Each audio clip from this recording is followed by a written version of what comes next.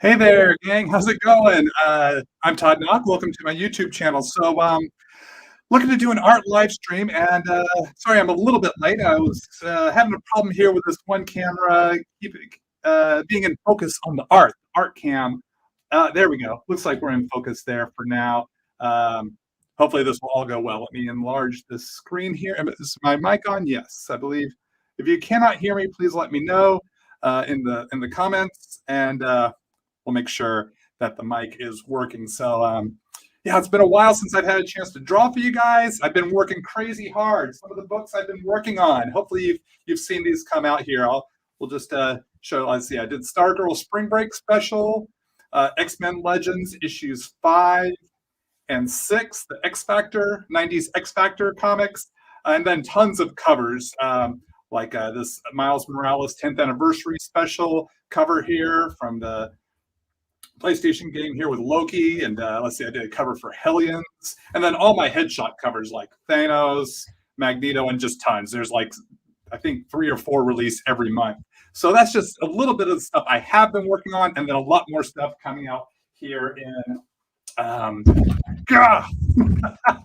wow. This is why I'm not having been live streaming in a while. I rearranged my office, and I did not realize my desk leg was right there, and I just slammed everything. You can hear fine. Oh, thank you so much. Thank you for confirming that. Yeah, let's get to drawing. Let's just jump right into drawing. Yeah, I kind of got a new setup here. You can see my screen's a little different. I had to sign in on StreamYard because my OBS conked out, and I tried to reset everything, and it didn't work. So that's kind of held me up from doing these types of live streams. I like being able to do the picture-in-picture without having to flip the camera around. So as you've seen by the video description, I'm doing a Dungeons and Dragons style Spider-Man. And so I'm drawing this on an Amazing Fantasy 15. That's Spider-Man's first appearance. It's a reprint facsimile cover, sketch cover here. So I thought this would be fun to put a Spidey illustration on. So I'm just using an HB Statler Mars HB pencil here, just for the initial breakdown. I'll do my best to respond to your comments and questions as I draw. I can't promise I can answer or respond to every single one that comes through. A lot of the focus is on the drawing, but I'll do my best to respond as best I can. I definitely appreciate y'all interacting with me here. So we're just going to chill and just hang and draw for however long this takes. Probably just do pencils, maybe inks, but definitely just line art for this live stream. Let's see, hopefully my mic is in a good place, so it's picking up my voice well. So I'm just going to start roughing things in. Hopefully this is coming through and not too blurry. And I got using my Wacom Mobile Studio Pro, the tablet I use to draw my digital aspect of my work on. If you didn't know, for like those comics and covers I showed you, I do the sketch and pencils digitally and then ink traditionally on artboard in printed out blue lines onto the 11x17 artboard. So if you're asking, do I draw traditionally? Do I draw digitally? I do both. So I'm using my Wacom tablet to stream this live stream. And so I've got it set up here so I can actually see when I'm on and off screen here for the artwork. Hopefully this will help me stay on screen better than sometimes in the past. So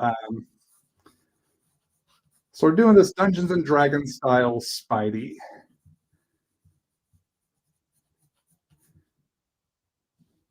My voice doubles. Oh, thank you so much. Why is it doubling?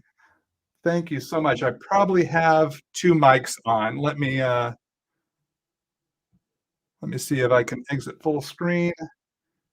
Yep, I've got two mics on. Let me mute one of these mics. Hopefully that's better. Thank you so much for letting me know my voice was doubling. I was supposed to mute one of the mics because it's the same mic, but it's going through both camera feeds. It's this whole thing. And I was supposed to mute both of those, and I forgot to mute one of them. Thank you so much. So hopefully I sound better now, and you're not getting this weird Transformer sounding Todd.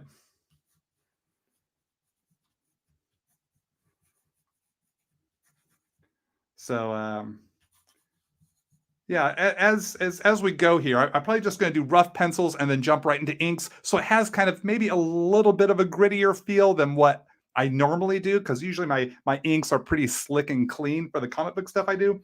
But here, because it's kind of a Dungeons and Dragons style, I want it just to be a little more gritty. Who knows? Maybe a lot more gritty. We'll see how it turns out. It might not be gritty at all. This is all kind of just making it up as I go along.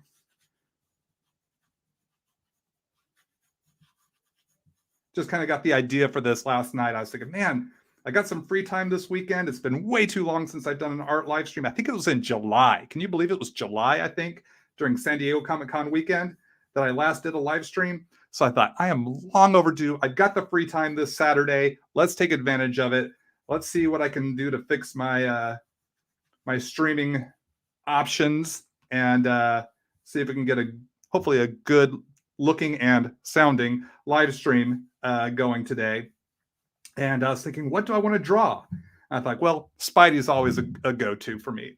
Spidey or X-Men, not the only go-tos for me, but they're pretty classic. I do love drawing Spider-Man, and I know there are a lot of Spidey fans out there, so that's kind of a win-win. And I thought, but what can I do that's different? I mean, I've drawn traditional Spider-Man like several times here on my YouTube channel. There's no shortage of Spidey videos here on my YouTube channel. So, and if you like regular Spidey and you're new to my channel, be sure to check out, I think there's actually a Spidey playlist here on my YouTube channel. So you can check that out and see more of my Spider-Man illustrations as they happen.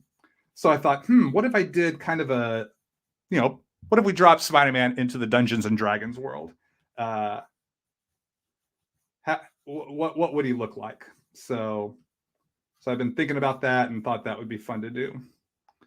Where do I get my sketch covers from? Great question. Sometimes I get them from my local comic shop. And if my local comic shop does not have the sketch cover I want, then I'll go on eBay. I'll search them out on eBay.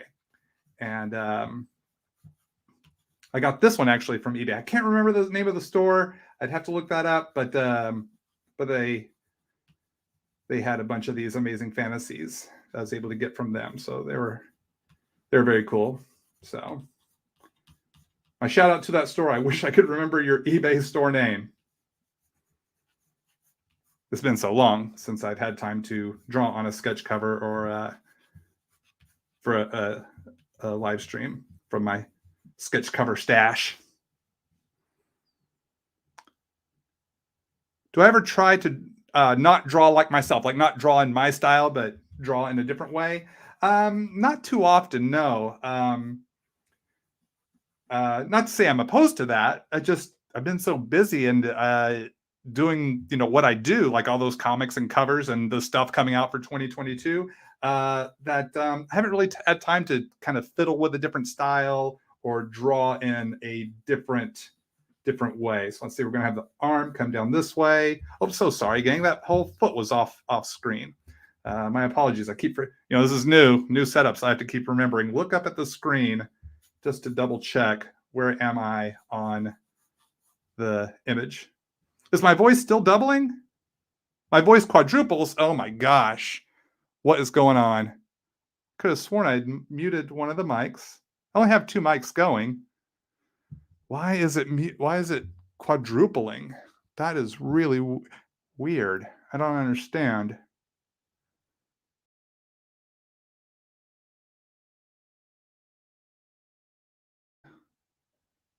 Let's mute that mic. How does that sound? Am I sounding better? Sounds fine to you? All right. Let's see. Can I add myself back? Do I sound double or triple? Sounds good to you? Okay. You sound fine to me. Don't know about everyone else. All right. Sounds fine. Okay. We're getting a lot of sounds fine. So we'll trust that that's going. If you're hearing me quadruple, maybe it is through your sound system, but yeah, it's hard to say. It's technology. I'm here, you're there.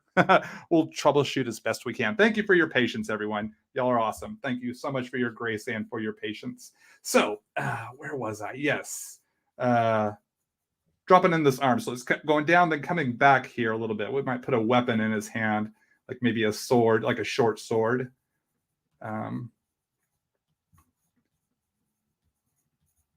Yeah, this line art probably will be a bit easier to see when we switch over to dropping in the inks. Let me enlarge my screen there. All right, so kind of zoom out on the art a little. I can try. I just don't want it to go blurry when my hand comes into frame, but we can zoom out there a little bit if it's too close. Thought maybe being closer might help y'all see the details better. So we can try this for a little bit. All right, so we got this face looking this way to what is my left, his torso to the right. Kind of helps create some motion, some movement, and then we shoulder, upper arm.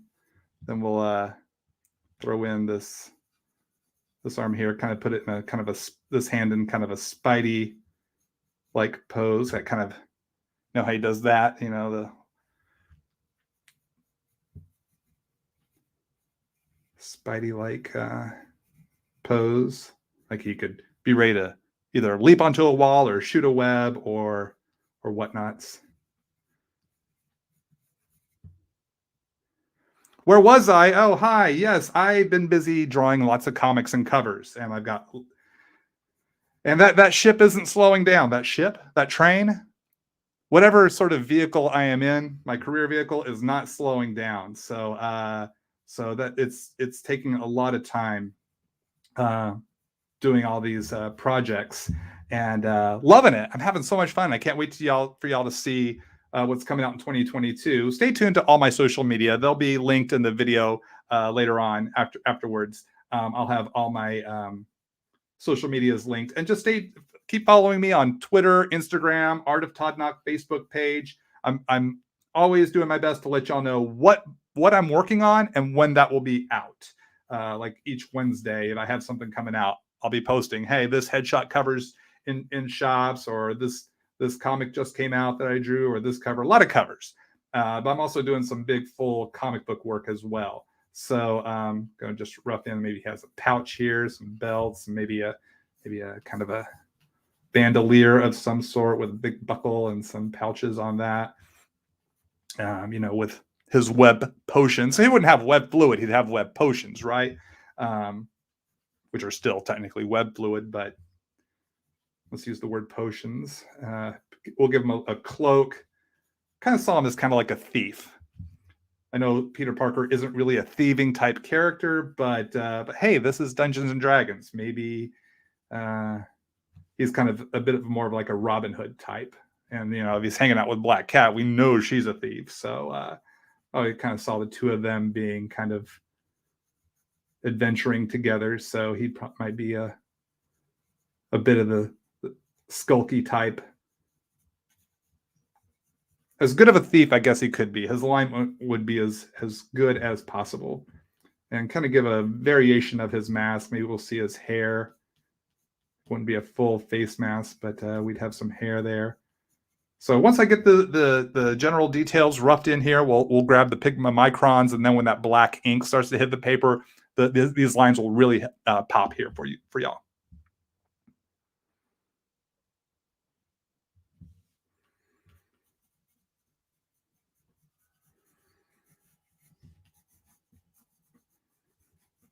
Rogue class doesn't necessarily mean he's a thief. Fair enough. Fair enough. Absolutely.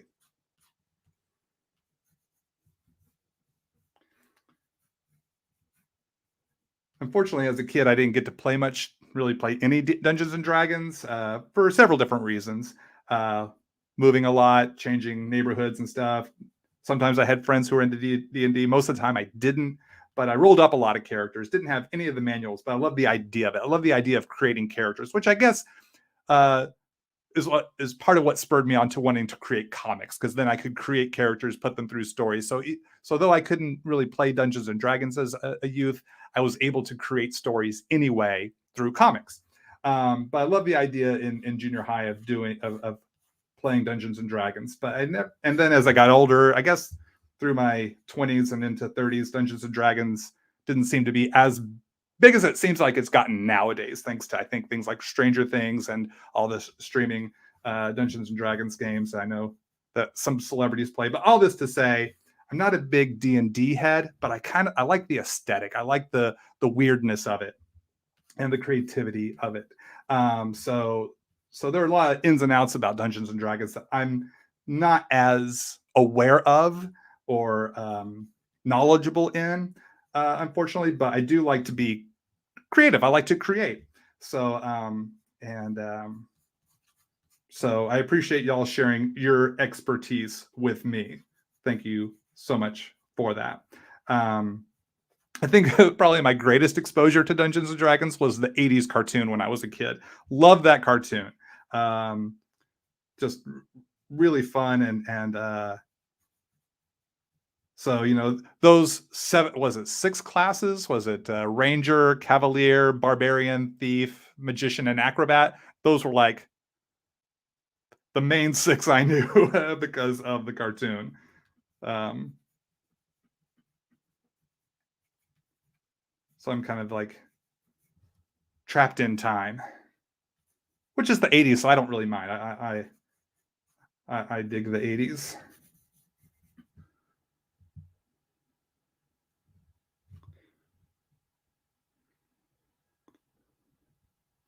You'd be happy to play D&D with me and teach me the ropes. So I appreciate that. Thank you. Thank you. There are a lot of ropes I need to learn.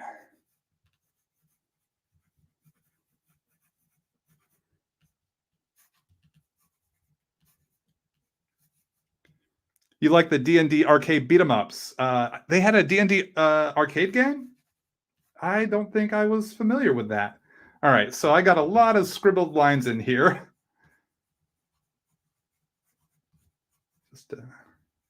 So I'm going to grab my microns and let's start fleshing him out here.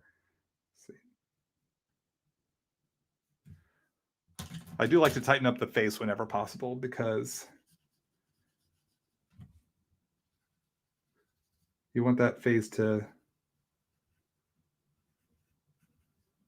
look as right as possible. I'm going to have kind of the bottom half, like from here down, exposed, just to make it, I guess, somewhat, I don't know, just a choice, a creative choice I'm making here.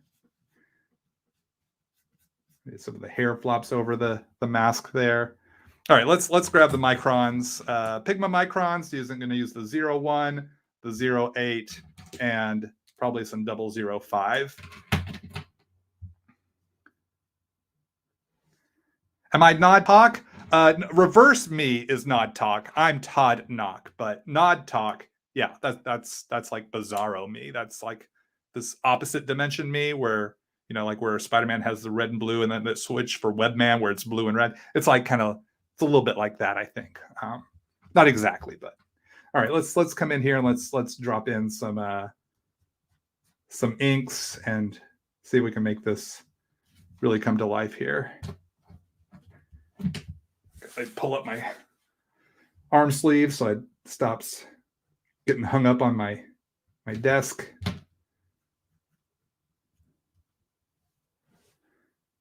The arcade games were Tower of Doom and Shadow over Mystara, and they were coin gobblers. Oh yeah, I know those. I remember those coin gobbler games. Dragon's Lair was the coin gobbler game. Yeah, back when I was a kid. That one and Space Ace, the Don Bluth games, they were so fun to look at, but boy, I tried playing it once or twice and I stopped because I didn't want to spend, $1, $2, which as a kid in the 80s, I could go pretty far in Dig Dug on a quarter, but so to drop four quarters on an attempt at getting nowhere in Dragon's Lair, then this I could have spent a lot more time playing on Dig Dug than trying to play in Dragon's Lair. So I just became I just would watch people play Dragon's Lair. So because that's what I really wanted to do. I just wanted to see the cartoon. I didn't really care about playing it as much as getting to watch the cartoon. But then when you got someone who was really good at it, oh, that was a good time. It's like, all right, now I get to watch like the whole story without, all the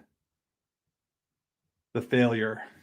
This person's must have spent who knows how much money trying to master the game, but you know what? It was worth it. They were the arcade celebrity. So I'm using the 01 micron right now. Ghouls and Goblins, was that your coin gobbler game?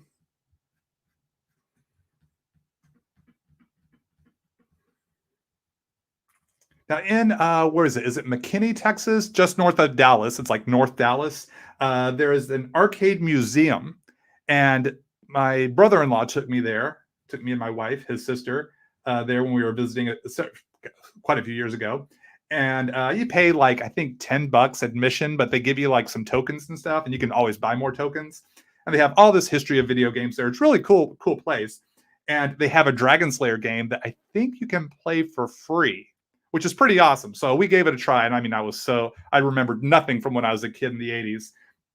So, but you know, it's nice you try, you fail, just hit restart and try again. I don't know if they still have it. That's my memory that you could play for free. But in their arcade, oh man, it was great. They had all these classic 80s and some 90s stand-up arcade game units. And I don't think they had Dig Dug at the time, unfortunately, but they had Joust. And I was loving me some Joust.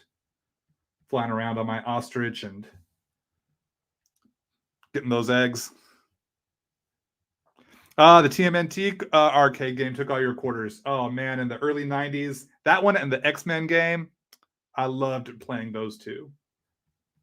Absolutely. I'd play Michelangelo was my the turtle I played the most, I think.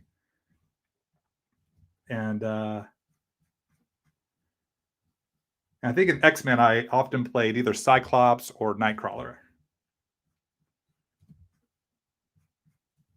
Maybe Colossus. I think Colossus is in that game as well.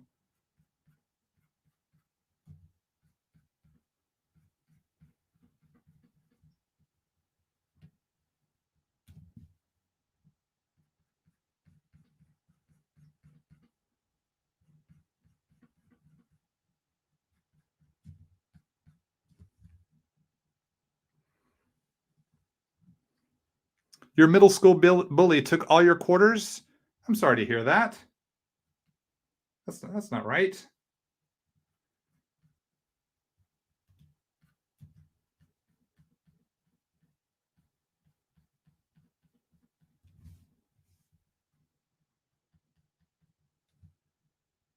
Do I ever ink with a brush? No, not really. Not really. I use brush pens, the Pentel Pocket Brush Pen and the Zebra brush pens, the fine and the medium. But I need to practice more working with like a Sable brush pen. Or not brush pen, just straight up brush is what I mean to say. It's just haven't had time to practice and experiment.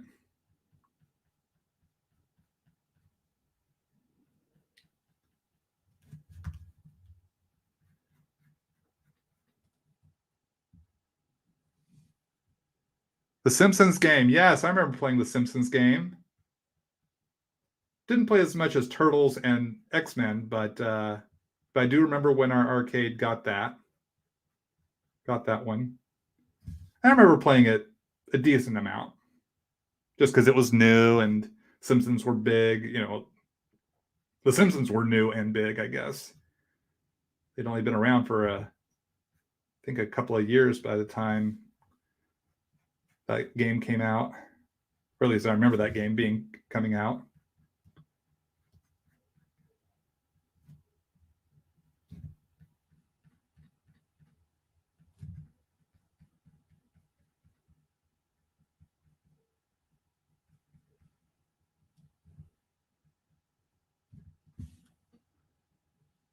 Your lawyer got all your quarters back, though. I'm glad to hear that. I'm glad you had someone, an attorney who would fight for you.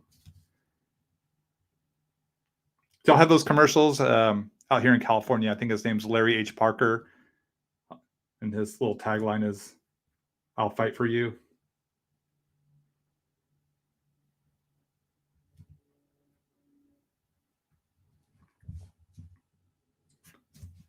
So I'm going to start working on that cloak a little bit here. We will be putting in the webs in Spidey's mask for sure. Let's see, I'm going to switch to the 005 to ink his mouth. So again, I got to twist the board here a little bit so I can get the right angle.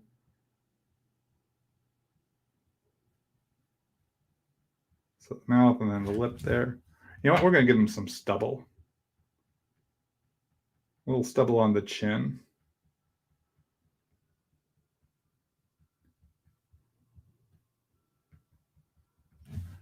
Just like that.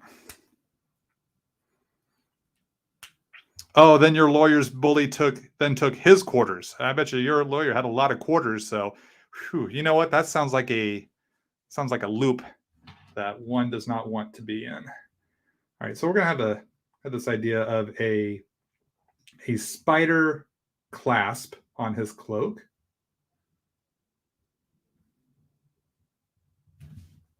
So that's the body of the spider.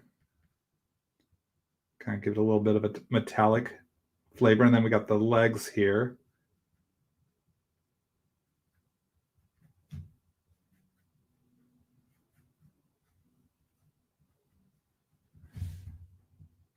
Like that.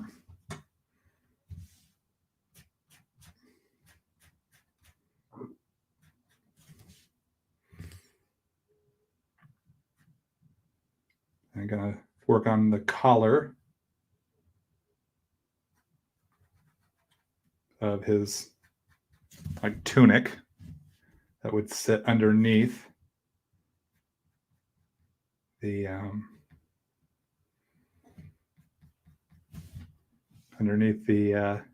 cape is the word I am wanting to say. Am I excited for Spider-Man No Way Home? Yes, I am. Absolutely. I've enjoyed the other Spider-Man home movies. Not that they're the movies of when he was like growing up, his home movies, but the movies featuring the word home.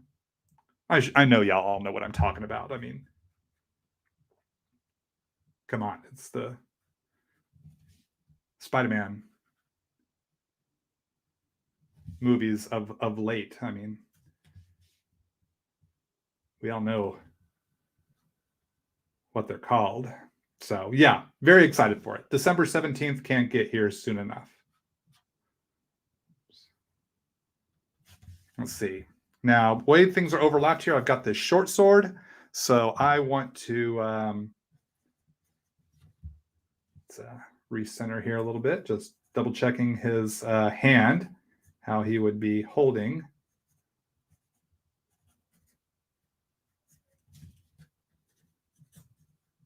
Sword. So I want to get his hand, the hilt, and the blade here.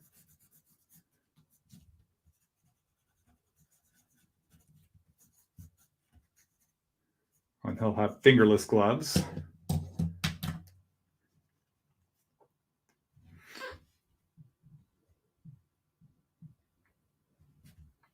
I like to work foreground and background. So if something is in the utmost foreground, then I want to make sure I tackle that so that everything lines up where it should be.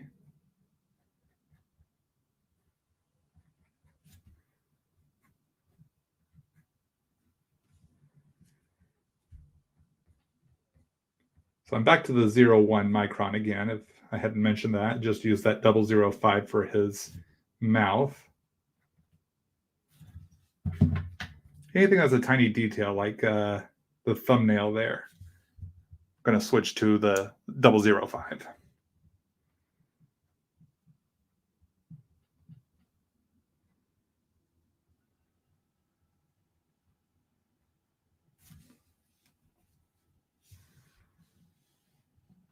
See, I got the camera wire. Can I move this camera wire? Pardon me, gang. Where is this camera wire going? Do not want to risk. There we go. We'll just move it up there. It's kind of getting in my way of moving the comic cover.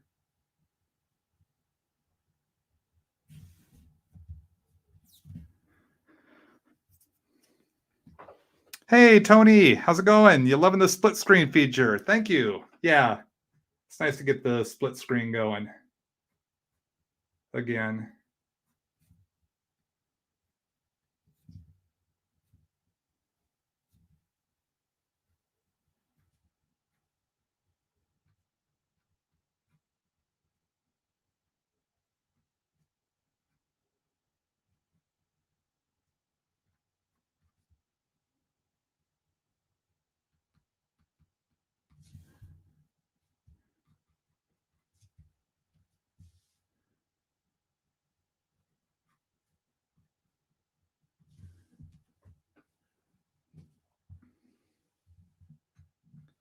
What class is D&D Spidey? He's in a class all by himself. I think is the best way to put that. Yeah.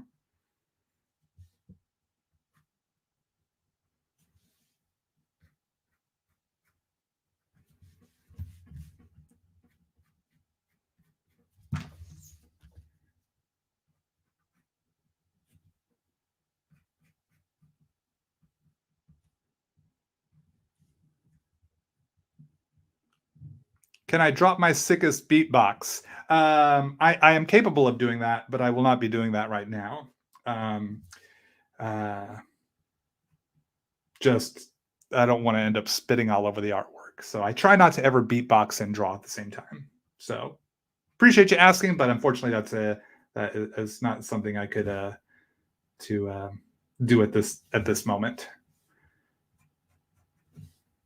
It's very rare for me to beatbox.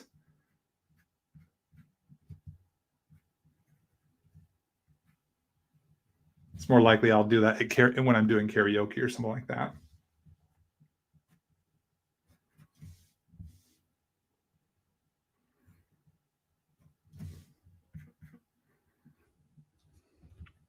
Any new book I'm doing? Yes, I am working on some comic books. The book I am currently working on, I'm not allowed to say yet.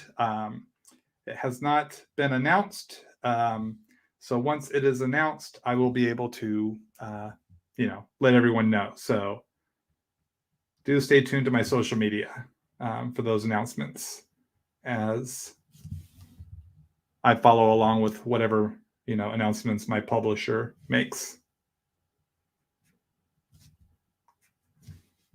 Let's work in these mask webs.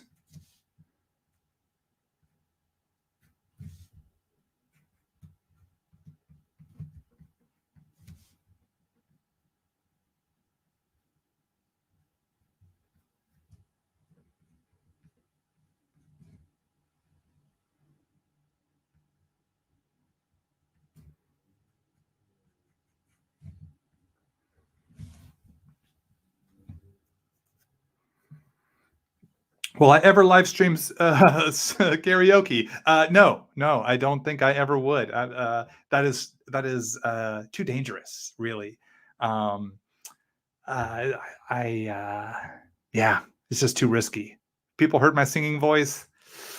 It's not good. It's not good. So I don't think I could ever run the risk of streaming anytime of karaoke. So you have to either catch me live or not catch me at all. At least that's how I feel about it right now. That may change.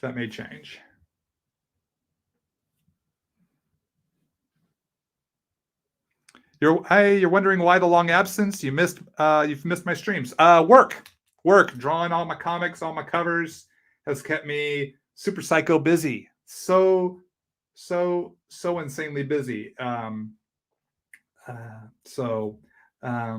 Yeah, that's why I haven't been able to do as many live streams or videos. I'm hoping to rectify that as best I can. who knows? Maybe even maybe try making some TikTok art videos. So I'll need to add my TikTok account in my art videos descriptions so that people can see me there. Had the TikTok for several years, but at least 2 years, and only have 4 posts on there.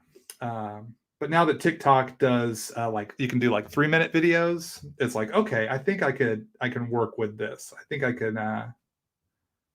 can create some quick art videos in 3 minutes. Just the minute time frame before just felt like too short of a time, and but now having that extra 2 minutes, it's like okay, I think this might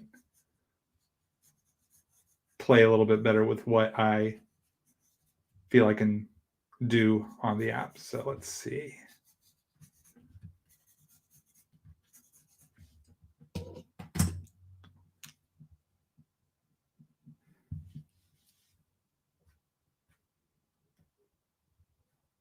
Let's see. I'm using the wrong size. I was using the 005 when I should be using the 01. Have you ever considered growing a beard? Yes, I have considered it. And about a week after not shaving, my face starts to get too scratchy and it affects my sleep. And I start to go mad and I end up cutting all the hair off. In fact, I shaved this morning here after at least 4, maybe 5 days of facial hair growth. So yeah, I just can't get past the scratchy stage.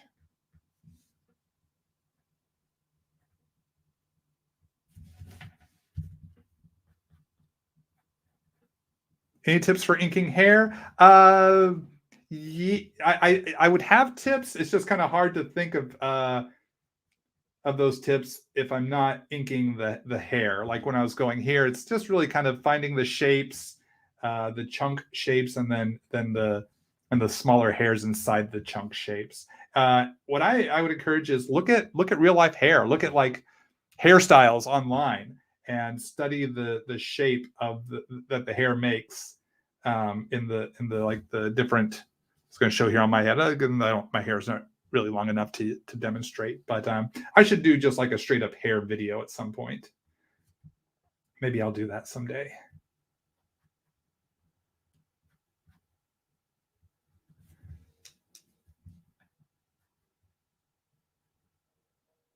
Or I can share more. Because I'm a visual learner, I'm also kind of more of a visual explainer when it comes to this type of stuff. So I'd have to actually be drawing the hair to share my approach, my tip, my trick to drawing hair.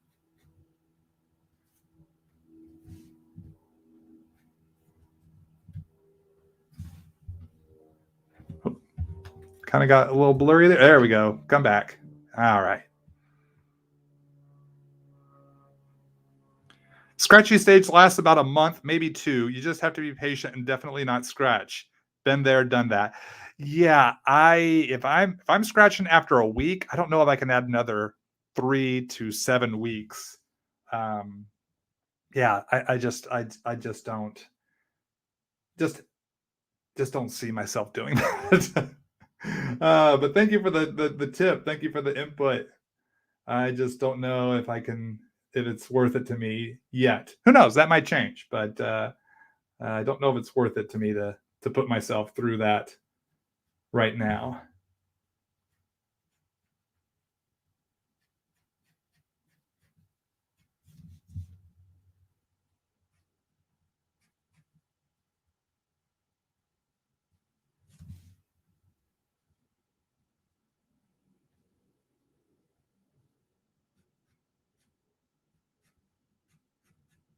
Start to put this bandolier in here. Why not a Doctor Strange beard style? I could consider that, but only if I was doing a Doctor Strange cosplay, of course. Otherwise, I don't know if I would be willing to commit to even that beard style.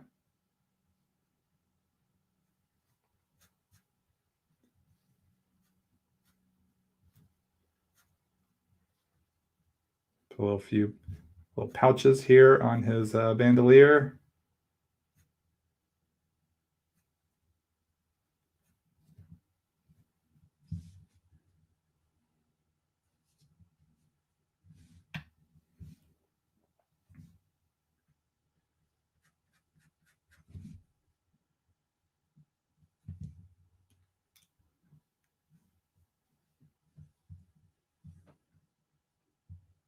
How about an Omni Man mustache? No.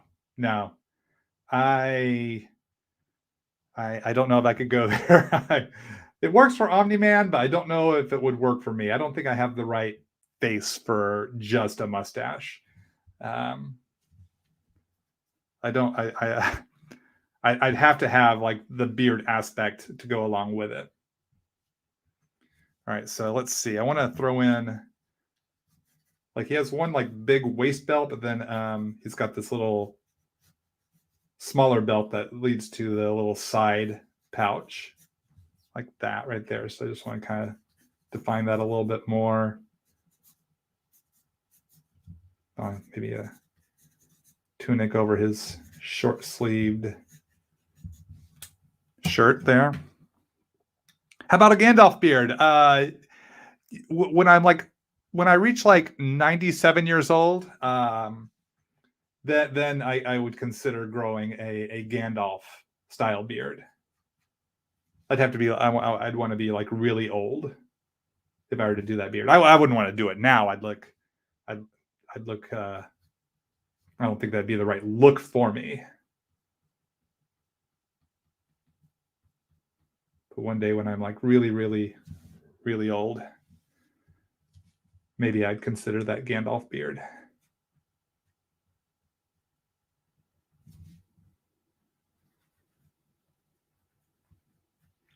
This video has become the many facial hairstyles of Todd Nauck.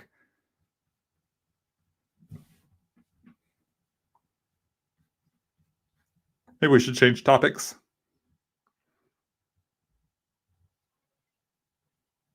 Let's see, you've watched my Post-it videos, and you've kept doing Post-its with games, animes, and characters on Post-its too. You got nearly 500 in a year.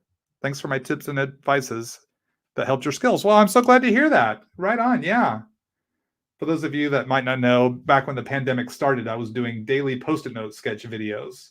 Did like maybe 30 or 40 of those videos, and then I started getting work when the industry kind of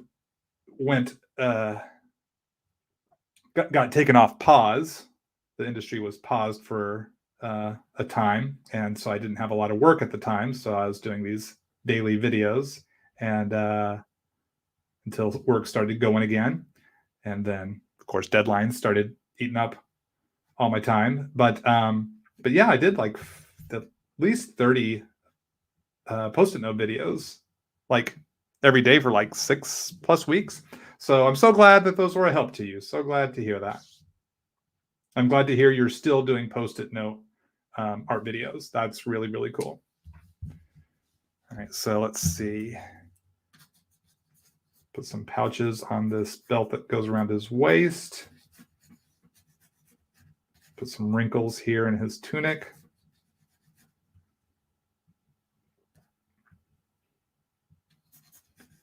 Again, just making this up as I go along.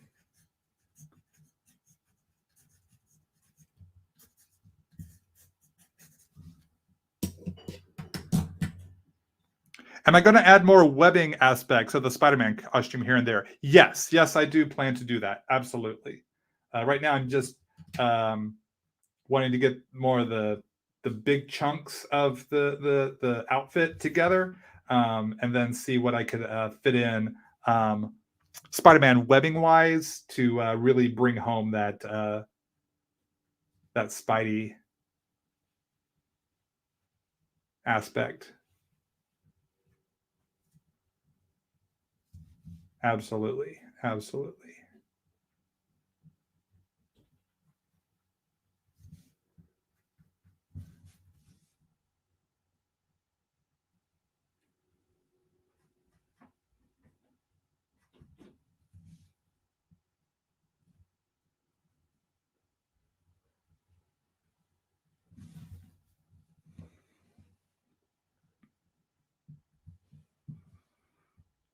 Have I met J. Scott Campbell? Yes, I have.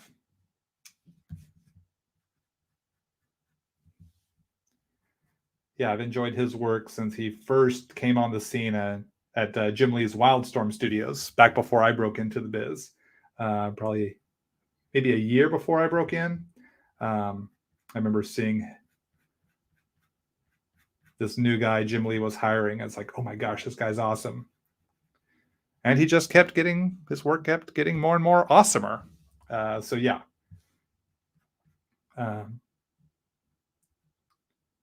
Usually I see J. Scott at the cons. Is usually where we connect, say hey. Which I would say is how I see all my comic book industry friends, is at the conventions. So unfortunately, I haven't gotten to see any of them since November 2019. Since I haven't been able to do any cons.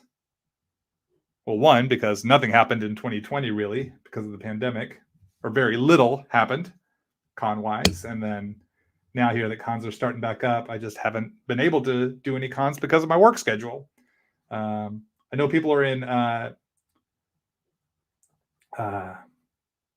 Seattle for Emerald City Comic Con this weekend. Hope everyone is having fun and staying safe there. Love doing the Emerald City Con. Do look forward to getting back to that one and so many others here, hopefully in 2022 if I can. Stay tuned to my social media. I'm always posting, especially on my website, toddnauck.com. I'm always posting about what cons I am at or will be at as soon as I know and the con has announced my appearance. And if you want me to come to a con in your area, let your convention know. You'd like to see me there as a guest, and hopefully they'll extend an invitation for me to come be a guest at their con. So usually you can do that on your local con's website. There should be a contact or button or a little kind of questionnaire of like what or who do you want to see at their con, or you can just like let them know on social media. I see people do that. It's like, hey, name of your con here. Love to see, this person, and that person. The wish list, if you will.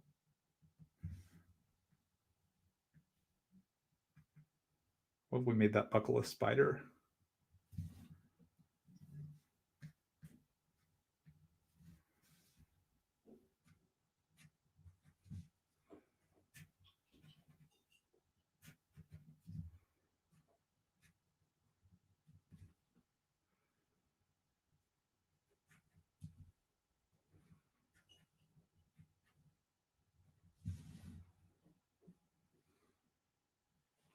You can never have too many pouches. You can't, really, you can't.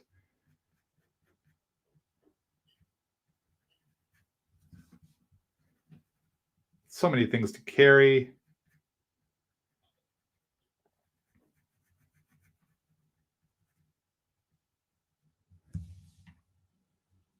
And the pouch just really helps you kind of, theme out your compartmentalization. Like I keep my wallet in this one. I keep my cell phone and charger in this one.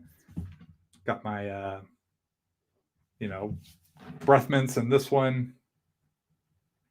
Keep my glasses and sunglasses in this one. I mean, it's just, you can really make the most of it. Just really customize to your liking.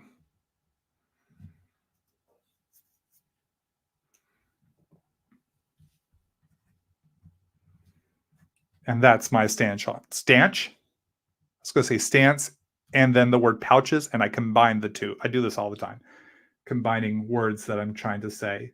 Stance on pouches. Let's see, we can put the Spider-Man web costume web motif on the sleeves here.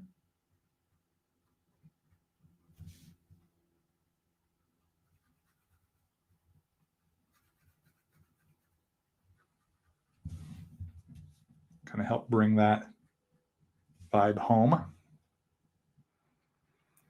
Have I read any comics by Don Rosa? The name sounds familiar, but I can't think of any Don Rosa comics. Is he the Donald Duck or Scrooge McDuck guy? Is that who I'm thinking of? Is that Don Rosa? Have I ever met my colorist? Yes, I have. My colorist at Marvel is Rochelle Rosenberg, and she is awesome. She is not only an awesome colorist, she's an awesome person. She's amazing. Hopefully you're following her on social media. She does fantastic work. Because Rochelle and I have done so much work together since 2014 when we first did Nightcrawler together, the Nightcrawler series, that conventions seat her and I next to each other, especially the Reed Pop Con. So like Emerald City or C2E2 or New York Comic Con, you're always going to find me and Rochelle at tables right next to each other. And her husband, Tony, is awesome. And so my wife and I just really enjoy getting to spend time with Rochelle and Tony. And we just laugh all weekend long. We have so much fun being there with them. So I'm in touch with my colorist, Rochelle, on a weekly basis, doing, because we're right now we're doing so many covers together. She colored my X-Men Legends story, but now it's just pretty much all covers at the moment. Mostly covers, I should say, at the very least. I don't know. We're working on so many projects. I have to double check what I'm working on right now. But we're either emailing or texting about whatever comic project or cover we are working on.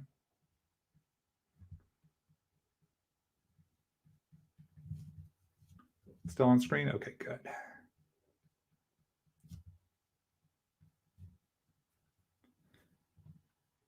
Have I ever met my penciler?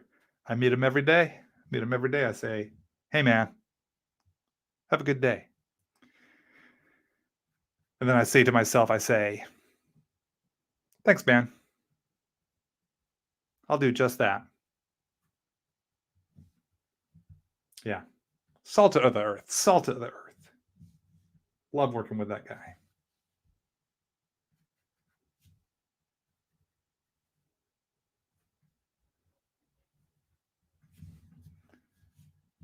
All right, let's see. Let's get this other hand dropped in. Am I familiar with Kerry Gamble's Power Man and Iron Fist run? Yes. Love Kerry Gamble's work. Are you talking about my Marvel 25th anniversary poster? Yes. Right up. Oh, you can't see it from this angle. But I got his 25th anniversary poster right up on my wall there, which was that Marvel Age cover that they repurposed as a poster. Love Kerry Gamble's work. Got to actually have dinner with Kerry Gamble when I was a guest at a Dallas comic book convention about 10 plus years ago. We all went to dinner, and my wife and I were at a table with, they had individual tables. They didn't have one big table for all the guests to sit at. So Don and I were able to have a table with Kerry Gamble, and it was so fun, so cool. I've been a fan of Kerry Gamble's art since I started reading comics as a kid in the 80s. So to get to have dinner with him, just really cool. Just a really great guy and just a phenomenal artist. Love his work. Just so good. Just all around, just solid, good, and exciting. Just, oh man, just all the good words I have to say about his art, and getting to hang with him was really, really, really cool.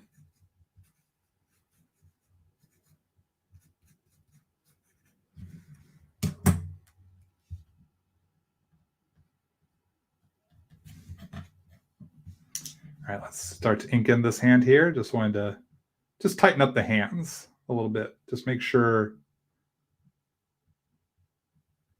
we know where all the shapes of the fingers are going, make sure it all fits together as best as possible. Appreciate y'all hanging out with me. Hope you're having fun watching. And if you're watching this after the live stream on replay, thanks for watching as well. Please feel free to leave a like or a comment.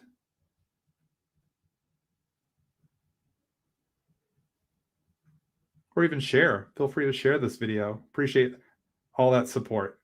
It's a great way to support your favorite artists.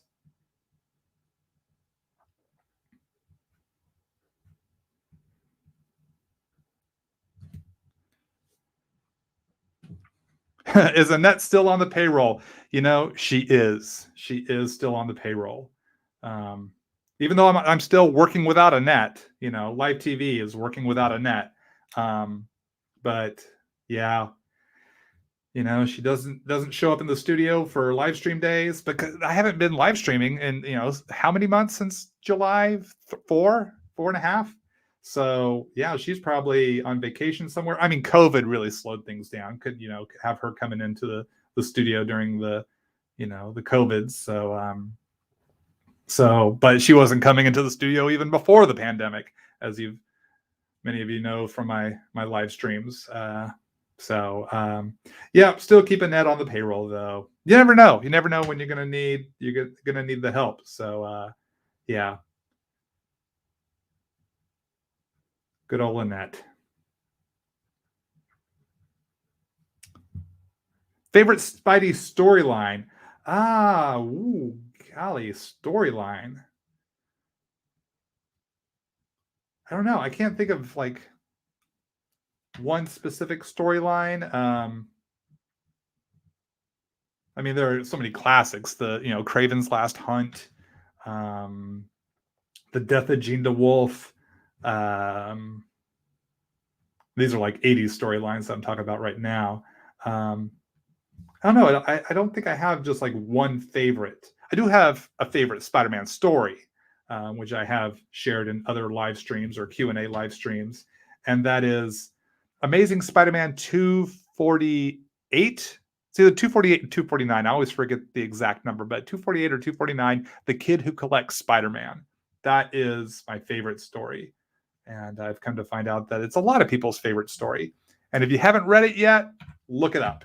Look up that comic and give it a whirl. I'm not going to say anything about it. I don't want to spoil it for you. Go in with low expectations. It's not really it's actually there are two short stories in the comic. One, Spider-Man versus Thunderball of the Wrecking Crew. And then the second story is the Kid Who Collects Spider-Man story. And if y'all have read the story, don't post the spoiler here in the comments, in the chat, because in case people want to read it, it's better just to experience it as it is, without any preconceived notions, as best as possible. So that's probably my single favorite Spider-Man comic, just because the story really surprised me, I should say. And even there, I don't mean to raise your expectations. It's like I said, it's not a typical, maybe not what one would consider a typical Spider-Man story. And that's all I'll say about that. And I'll move on before I say something else. Will I make other D&D characters, like do my Marvel D&D version of a Marvel character? We'll see how this video goes and the response. And if the response is, strong enough, then yeah, I think I'd be interested in doing another or maybe more D&D Marvel characters. Now, if you like D&D art, I gotta say, part of this was inspired by my friend Max Dunbar. Are you familiar with Max Dunbar's work? If you're not, look him up on Instagram. You will not be sorry. He does probably the best D&D style art, comic book style artwork out there. He is just like, he has got the finger on the pulse. Really, he should be doing this video series, not me. love his work, and I think part of me is just subconsciously inspired by the illustrations he does. So Max Dunbar, Dunbar, awesome artist, great guy.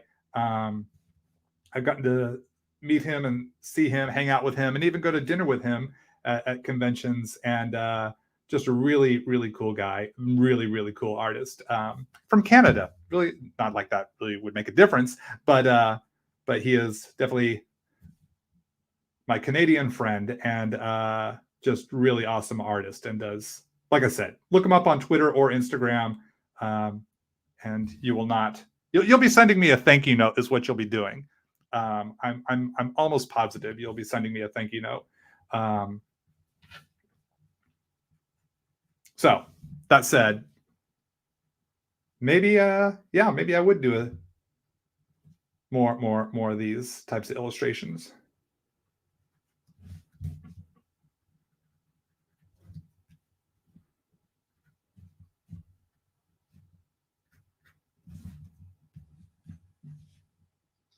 So I was going to do this part here of his glove as like kind of like a wrapped bandage style, but then I realized that would look too much like the Mangaverse Spider-Man, so I just made it his straight up Spidey red webbed gloves.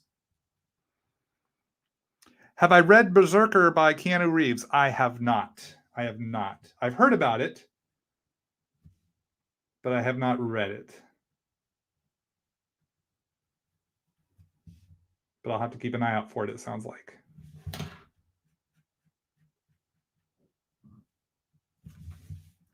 All right, so we got the head, the torso, the arms done, and now we can move to the legs, and then we'll have more of that cloak to fill in behind him. Oh yeah, we got to do the webs here on this sleeve too. Got to make the sleeves match. On screen, yeah, good.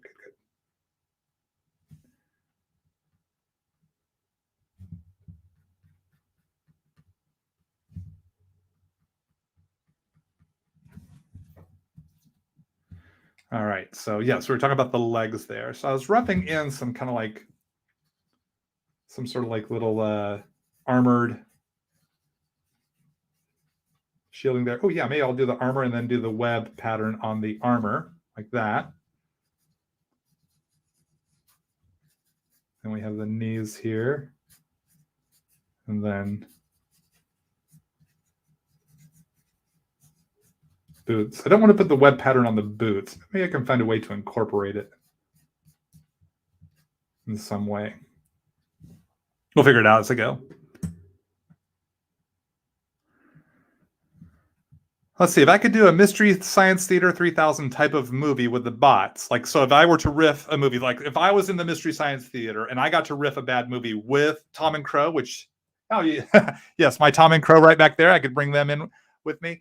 What movie would I want to, which movie would I choose? Oh, wow, that's a good question. I have to think, which cheesy movie would I want to be subjected to? Golly. I know there's one. There's got to be one. In the meantime, do y'all have any recommendations of cheesy movies? For those of you that like Mystery Science Theater and cheesy style movies, are there any recommendations y'all might have? Because maybe y'all have, maybe your recommendation is one I have seen or one that I should see. So let's see. Yeah, I'll think on that. I'll think on that, Tony, and get back to you. Stitching on boots? Absolutely. I think definitely need to put some stitching on these boots.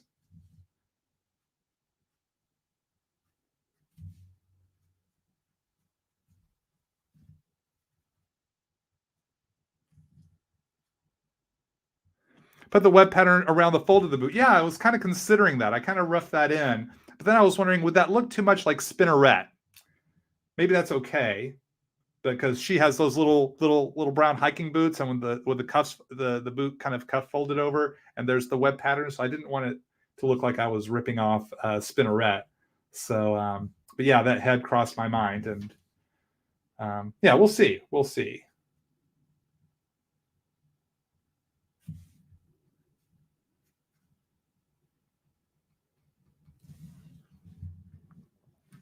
Mars Attacks, okay. The Giant Claw. I've heard of the Giant Claw. I've heard of Mars Attacks as well. I remember when Mars Attacks came out. Oddly enough, a movie I've never seen. I don't know why I've never seen it. It's one I really should get around to seeing.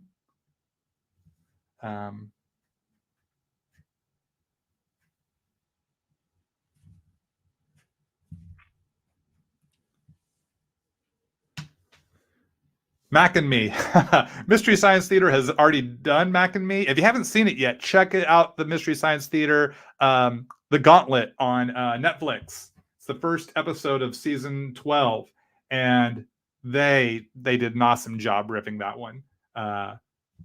Definitely check it out if you have the Netflix. Check out they did 2 seasons on Netflix, and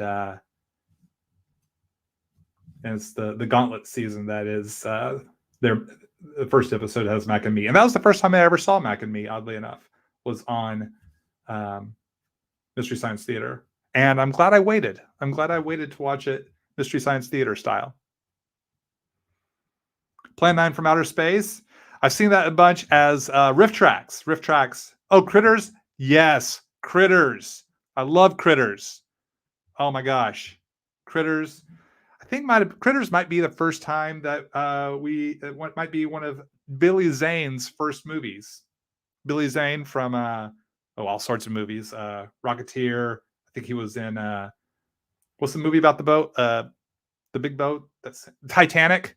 The Titanic movie. I think he was in that one. Never saw Titanic. I mean, I kind of know how the story would end, so why waste time watching it? I say jokingly. I know it was a big hit, but just one of those movies I just never got around to watching. The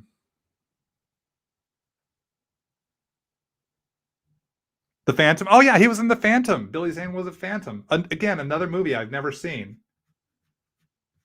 I guess Critters might be the only Billy Zane movie I've ever seen. No, he was in Rocketeer, right? He's in Rocketeer, isn't he? I think he's in Rocketeer. If I could do a crossover with Wild Guard and another comic, what other comic would you choose? Oh, man. Holy moly. For those of you that don't know, Wild Guard is my creator-owned series. Crossover. So much I'd want a crossover. I'd like crossover with the Justice League. Crossover with the X-Men. Crossover with, things like that. But, I think probably what would be fun would be the Tick. I think that would be a fun crossover.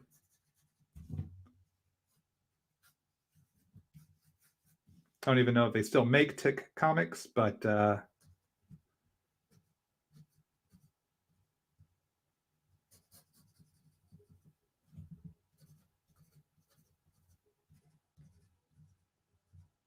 would be a fun crossover, I think.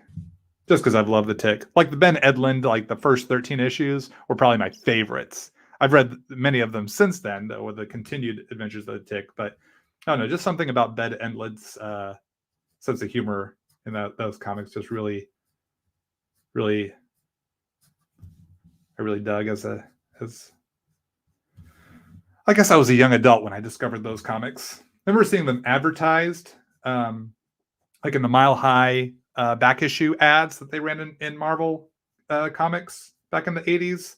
That's where I learned about the Ninja Turtles, and I learned about the Tick. I learned about all sorts of indie comics because we didn't have a comic shop in my town, so I'd get my comics at a grocery store on a spinner rack. So they only ever got Marvel and DCs. I never, the only time I encountered anything of an independent nature was via these Mile High Comics ads, like hot comic Ninja Turtles #1. Get it for like $5 or something like that. It's like, oh, $5 for a comic? Wow, that's at least 20 Dig Dug games.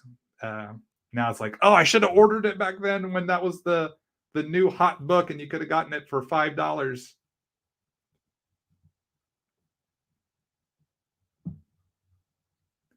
But what are you gonna do? You live and you learn, I guess. Living, learning, and growing.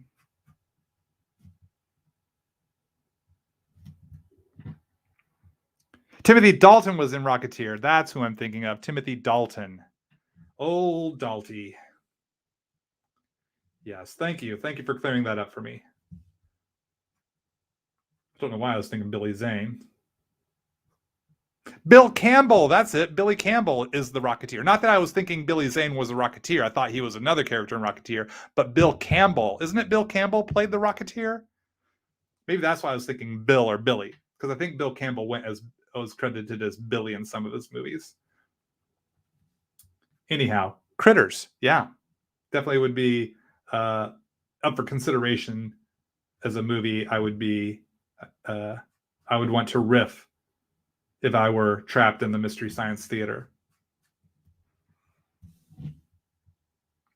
Oh, Invincible and Wild Guard would be fun too. Actually, what was it in Wild Guard? Firepower, the one shot after my first miniseries. Robert Kirkman was kind enough to let me have the Immortal do a little cameo for one panel at the end of that story, as well as Jay Farber's Zephyr from Noble Causes, and my villainess, the Gauntlet. She was a villain in the Monster Girl story I did for Invincible 25. So there has been some very teeny tiny Wild Guard Invincible Universe crossovers.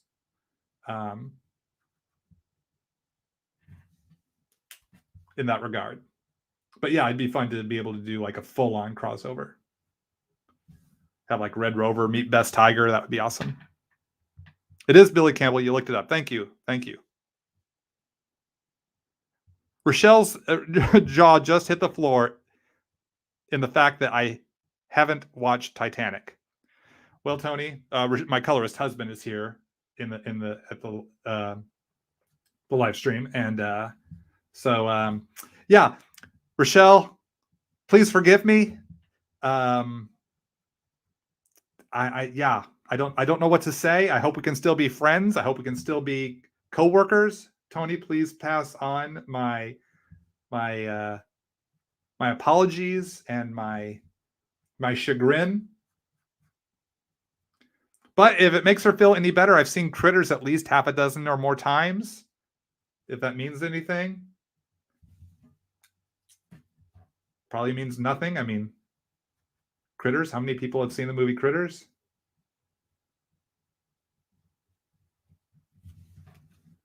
The kid who plays that hero in the movie Critters, I forget the actor's name. He went on as an adult to be on the TV show ER. He was a doctor on ER for like a lot of years. And fortunately, I didn't watch ER. Just was a show I never really got into in the 90s, or it continued into the 2000s, I think. But yeah, I just never got into the medical dramas. I remember seeing that he was on ER. It's like, hey, it's the guy from Critters. End of story.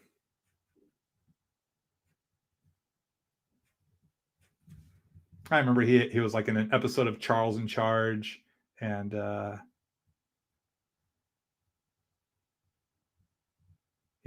roles like that. Very equating him to the late 80s.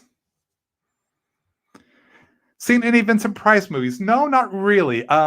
Riff Tracks did a Vincent Price movie, which I really enjoyed. I think it was called something like The Last Man on Earth or something like that. And I really liked it. I mean, I liked it because when it was Riff Tracks, so I enjoy the Riff Tracks riffs. But even that movie of itself, I enjoyed because it was like him trying to survive in this post-apocalyptic world of like zombie vampires.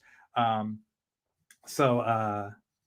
that's the only Vincent Price movie I can recall having ever seen, oddly enough. I might have seen others, I just can't think of them. I don't even know if I'm getting... Troll 2! Troll 2 is a weird movie. Another Riff Tracks. Riff Tracks did riff Troll 2. But yeah, oh my gosh. Troll 2 is such a bizarre movie. Heck, I just was watching Troll 1 on Amazon Prime here recently. And fun fact about Troll, the first Troll movie. If you haven't seen the first Troll movie, I don't know if I would risk recommending it to you. It's very mid-80s. Has a young Julia Louis-Dreyfus in it.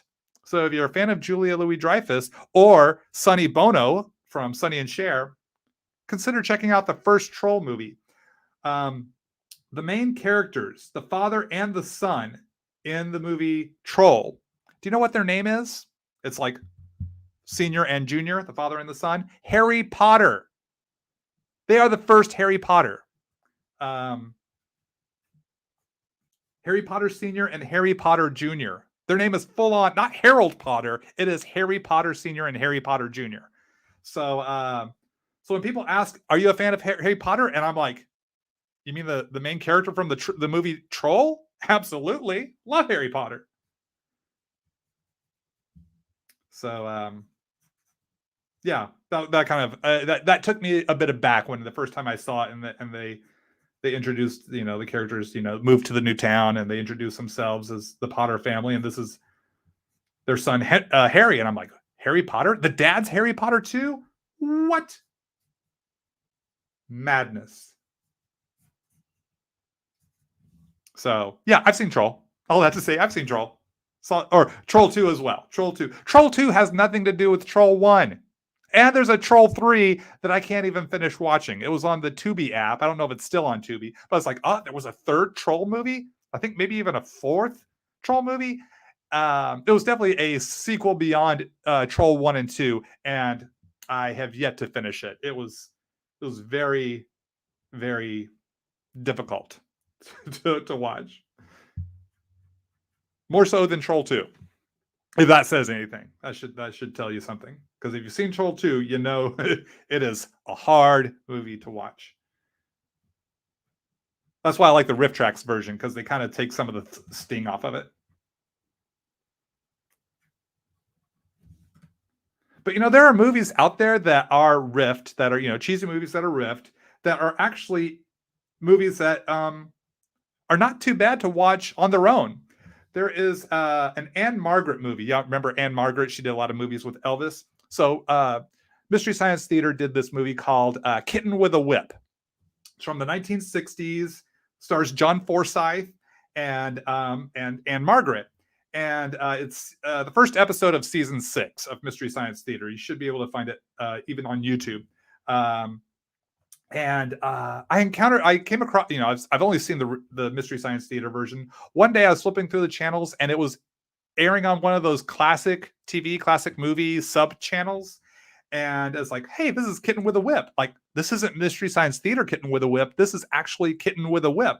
And it was actually kind of good. It's like this movie holds up kind of on its own. Yeah, I thought that was kind of interesting to encounter a movie that's like you didn't really have to always have the riff for it to be entertaining. Still very entertaining with the riffs, don't get me wrong.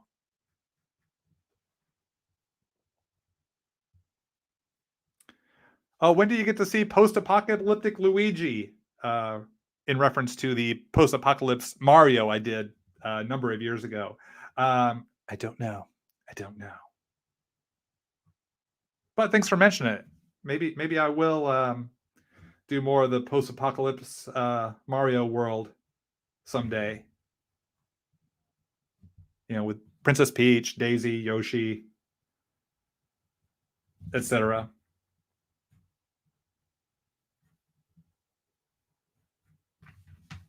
Yeah, thanks for asking about that.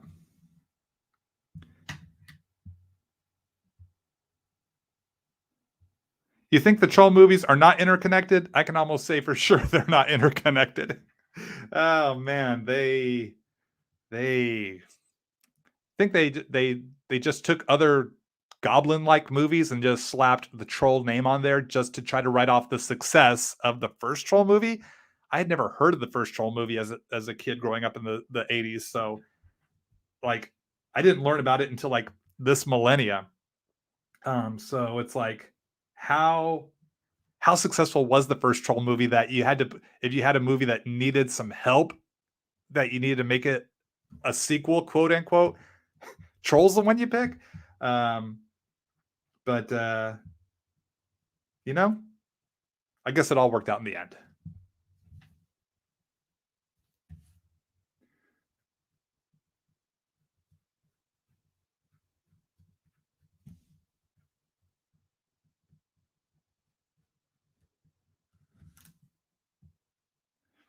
Hey Todd, your haircut looks good. Thank you. Thank you. I've only had 2 haircuts since the pandemic started. Sounds like I put the emphasis on the wrong syllable when I said pandemic. I said pandemic, didn't I? Sounded weird coming out of my mouth.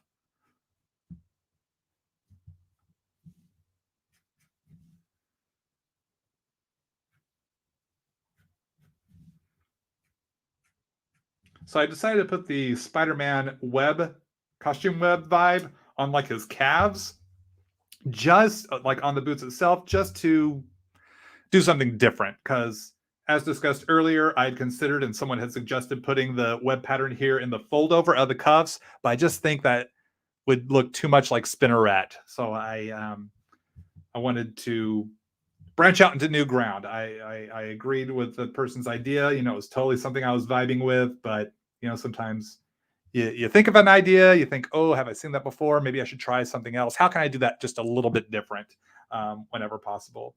If the Spinneret idea, memory hadn't crossed my mind, I probably would have totally put the webs there. But I remembered the Spinneret little, little booties, and that made me go, "Ooh, wait a second, maybe I should try something different." So it just gives a little bit of that little touch there, a little flavor.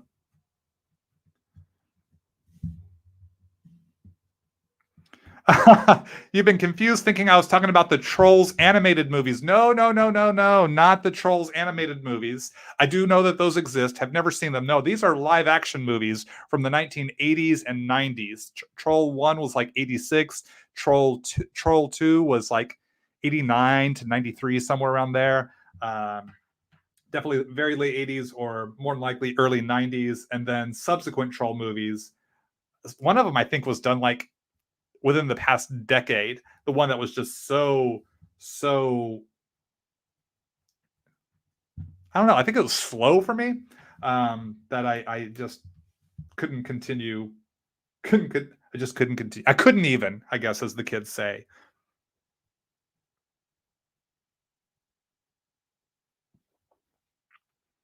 Are there any bad movies you enjoy? Um, I think we were kind of discussing that with Troll and Critters and yeah, so stuff like that. If it's like stuff from the 80s or 90s, like from when I was growing up, those are the kind of cheesy movies that I like the best. Those are kind of the bad movies that I like, because you know I like seeing hearing the music of the time, that kind of that Stranger Things kind of synthesizer whenever possible. The cheesy special effects, you know, the practical effects that are almost impractical. The the fashions of the time, the just the flavor of the era, is just something I think I really enjoy because it's what I grew up in.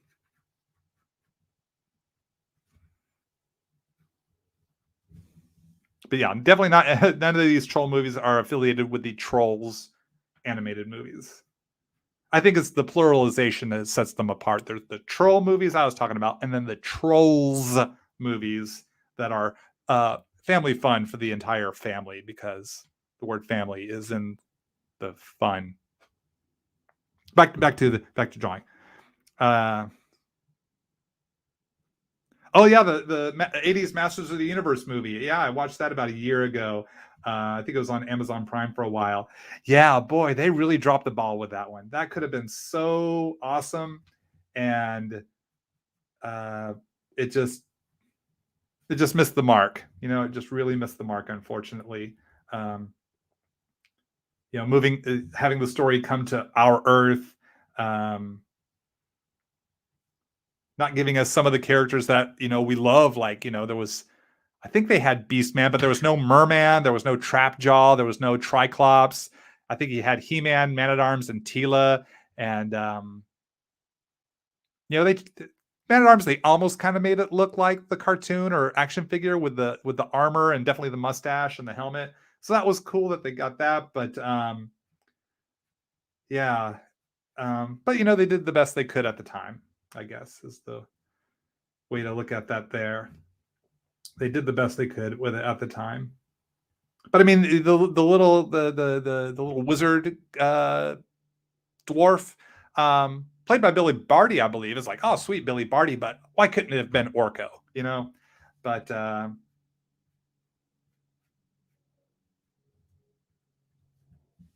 but it is what it was, and now it's kind of interesting to see just because of how much time has passed and how we think of these properties and remember things or perceive things, etc., like that. Krull, yes. Riff Tracks did a live riffing of Krull back in 2018 or something like that. I saw it in the theater, and the only time I ever saw the movie Krull, and that starred or I shouldn't even say starred. Starred is too strong of a word. Featured a very young Liam Qui-Gon Jinn Neeson. Yes, he had a very particular set of skills back in the 80s, and that was to have a very bit role in a cheesy sci-fi fantasy or science fantasy. No, it's not really. It's more fantasy than sci-fi, science fiction or sci fantasy. But anyhow, they didn't have the rights to the Filmation characters. Oh man. Oh, that's unfortunate that the He-Man movie didn't have the rights to the Filmation. They had rights to at least 4 of them. I mean, they had Skeletor. Oh, was Orko considered strictly a Filmation character at first? Is that what you're referring to? Is that why we got no Orko? Mattel hadn't made a toy of him yet. Sword and sorcery. Thank you. That's the word I'm looking for. Sword and sorcery. Yes, it's far more. Krull is far more sword and sorcery than science fiction.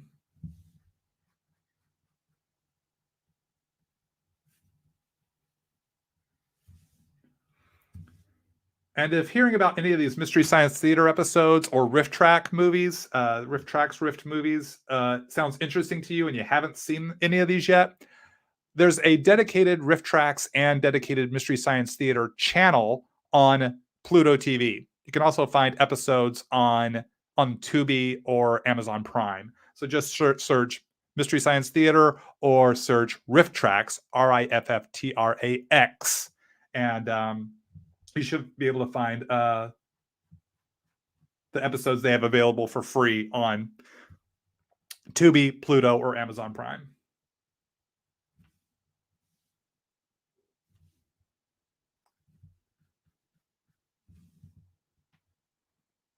How do I feel about the new He-Man cartoon on Netflix? I've only seen the first season. I enjoyed the first season. I need to find time to watch season 2. So I can't, speak to season 2 yet. But the story definitely has me interested in seeing what's going to happen next.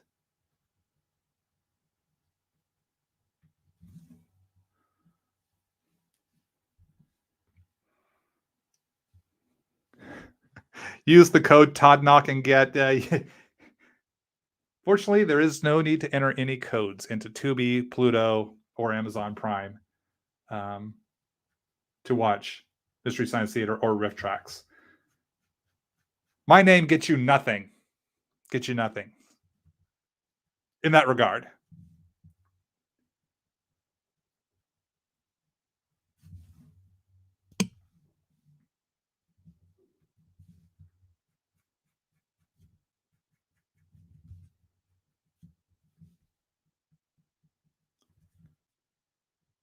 Am I doing Copic colors on this piece? If I take this piece to colors, it would be in a separate video and it would be my Copic markers. Yes, absolutely. But we'll not have time for markers today. Any dad jokes today? I might think of a dad joke or two.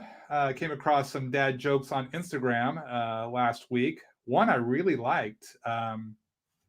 If I can find a way to remember it and say it and work it into the live stream, I will do that. But yeah, no Audible sponsorship. No, not yet. I'm waiting for that sponsorship to come in.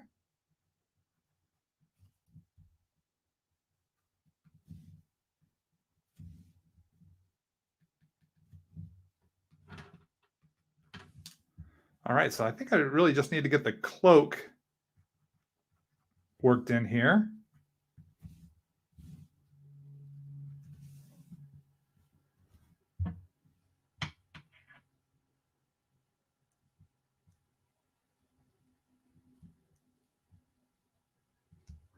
What did I think of the real She-Hulk coming back in Avengers 50 and Fantastic Four 38? Did not know that happened. I'll have to look up those comics. I love She-Hulk. I'm way behind in comic book reading because I've been so busy working. But thanks for the tip. I take it this is like green She-Hulk is back because I know she's been gray for a while.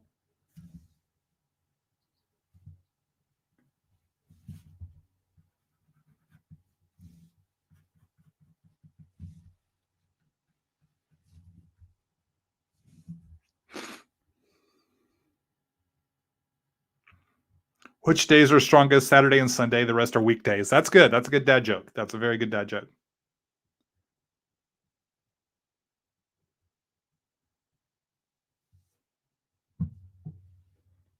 How do I read comic books, digital or paper? I read both. I read digital comics digitally, and I also read them in print.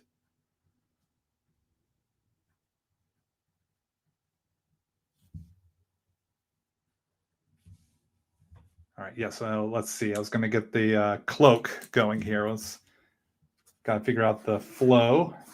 Kind of have it roughed in, but I want to just tighten up that flow just a little bit. We'll put some tatter up that cape.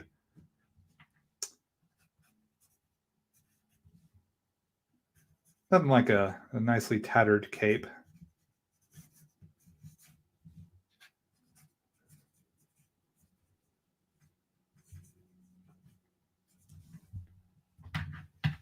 Just a little bit more here. Kind of get a little flare.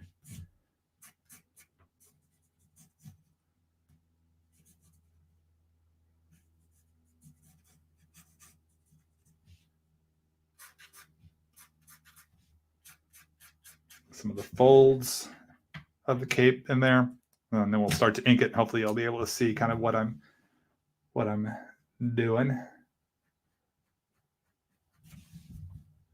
And then we'll erase all the pencil lines and see the finished color stuff. Michael Golden did some nice covers, nice She-Hulk covers. Yeah, the Savage She-Hulk series of the late 70s or definitely early 80s? Absolutely. Michael Golden's covers were so great. I mean, Michael Golden's just an amazing artist to begin with. But yeah, I totally know the covers you're talking about there, and they are really cool.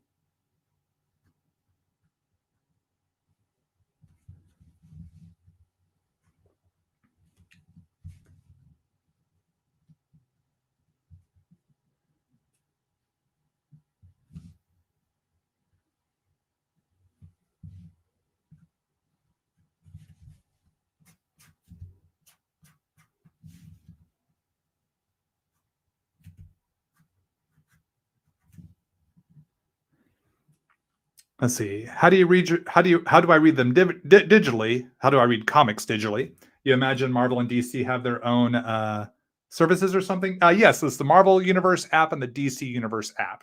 I have subscription accounts there. I read if I'm going to read digitally, I'll read them there. And what's great is if I need reference for a specific character I'm working on, like if I have to draw like a certain costume from a certain era of the character, more than likely it's going to be on the app, so I can just pull it up, go right to the issue. Like when I was drawing my Gwen Stacy series, I went back and pulled up her entire appearance in Amazing Spider-Man. I was able to screen cap every page she was on, so I could have every shot of Gwen Stacy, or almost every shot, as reference, just to kind of tap into her style and kind of inform how I would draw high school era Gwen Stacy, because in those comics, in Amazing Spider-Man, she met Peter Parker as a college student. They were college students. Our Gwen Stacy series, which news about that in just a moment, was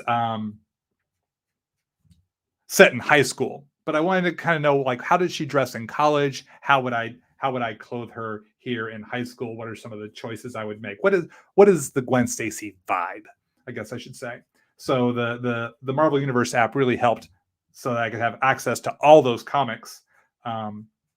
So that was a benefit. So many of you are probably wondering, Todd, the Gwen Stacy comic, only 2 issues ever came out. Where are the other 3? Editors at Marvel have mentioned that the series is coming back. They've mentioned this on Twitter, so I can say at least this much. We're going to finish the series in 2022.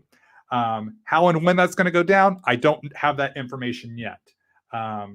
But the series will be finished. You will get to read issues 3, 4, and 5, and I'm very excited about that. We were all very excited when we got word that we could finish the series. So now it's just waiting for Marvel to announce the release dates of those last 3 issues. So stay tuned. As soon as I know more, you will know more. So for those of you that are like wondering, where's Gwen Stacy? She's coming, gang. She is coming. And I know we all of us involved with the series are very excited to finally be able to finish that story we started back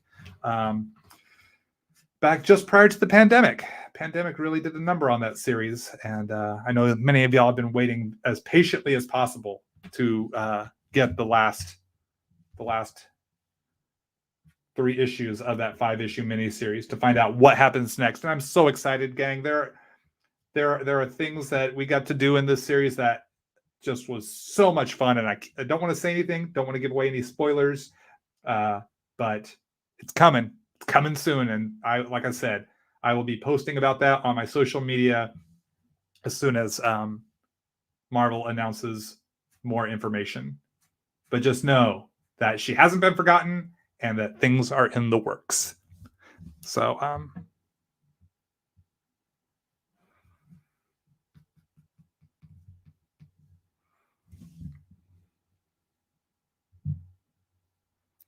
ROM covers, yes.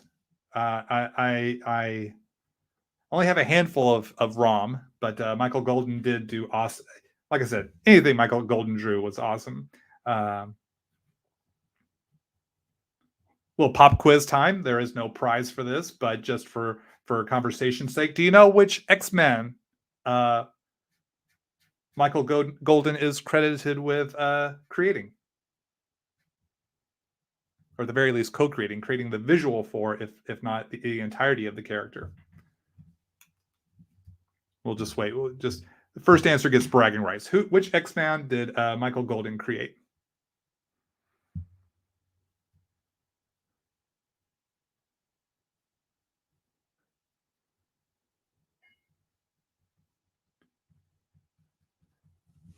See, in response to, is this going to color? Hopefully so, but it wouldn't be in this in this video, in this live stream. This is just a line art live stream. So a color video would be a separate video or live stream.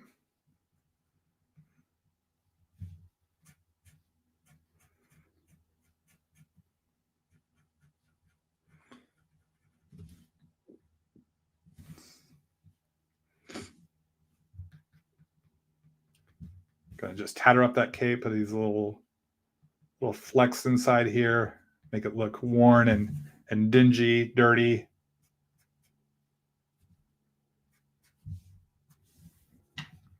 And the details, they're pulling because the cape is running from his back, so they're pulling down this way. So I'm having these folds and shadow here, this hatching to reflect that, to get that feel of the flow of the cape hanging down and billowing just a little bit. Oh, yes, Henry Jeremek. I apologize if I butchered your last name, Henry, but you are correct. Rogue. Rogue is the character that Michael Golden created. Do we know where? And I was going to, the next question was going to be her first appearance. And Henry, you have it right there in your subsequent comment. Avengers Annual number 10. That is right. That is when we first meet Rogue. And she is not an X-Man yet. She is, I guess, technically a member of the Brotherhood of Evil Mutants, because she or wasn't Mystique heading up a new Brotherhood at that time? At least it was a group of evil mutants with Mystique and Avalanche, who I think did become the Brotherhood of Evil Mutants, which then later became, what did they become by the mid to late 80s? What did Mystique's team of evil mutants, who did they become by the mid to late 80s, around the time of the fall of the mutants? Let's see if anyone knows what her... So that would be Pyro, Avalanche, Crimson Commando, Destiny. Who did they become? Blob was a part of that group.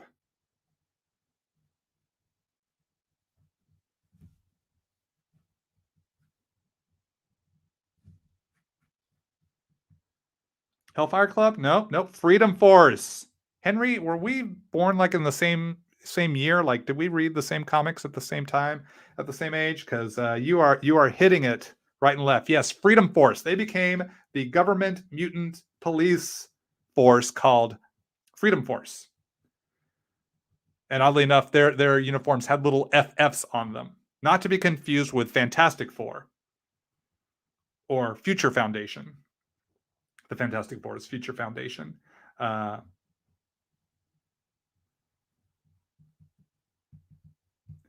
Yes, Freedom Force. The Mutant Register. They were like the first mutants to sign the Mutant Registration Act. I think that got them out of a lot of the things they were guilty of. It was kind of like this pardon for them. And so then now they were working for Uncle Sam, as they were saying, as the government mutant team.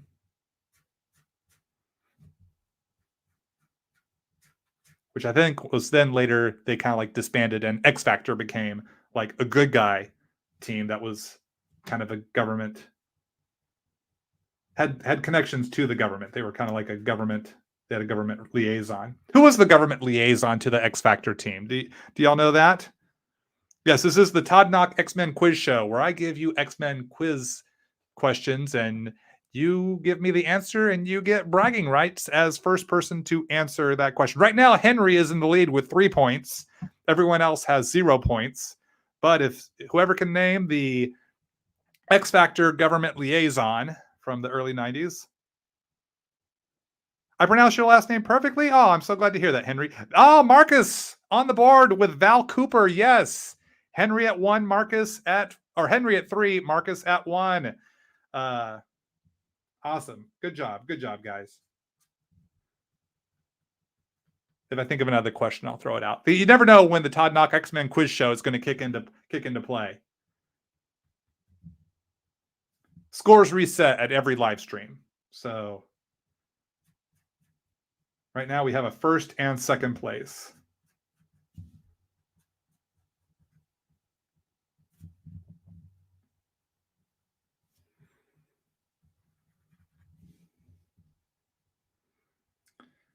Probably would really help if you know X-Men stories from 1984 to 1994, really. That 10-year span is probably where a lot of my questions are going to come from, unfortunately, because that's when I was a kid / young adult growing up reading these comics. So they're the ones that stick strongest in my mind.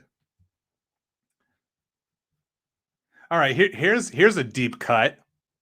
Let's see if Henry can extend his lead.